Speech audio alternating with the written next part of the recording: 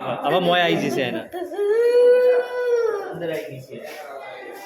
કેટલું રોવે છે બતાવીશ તને કિલો 2 કિલો જો તાર ક્લાસમાં મોકલી દઈએ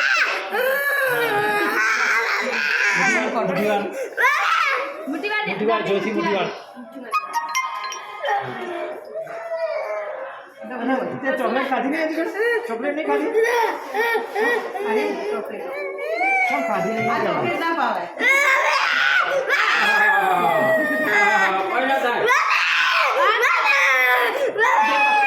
કશું ના મળે આ તારે બેટા દાદી ખાઈને કશું ના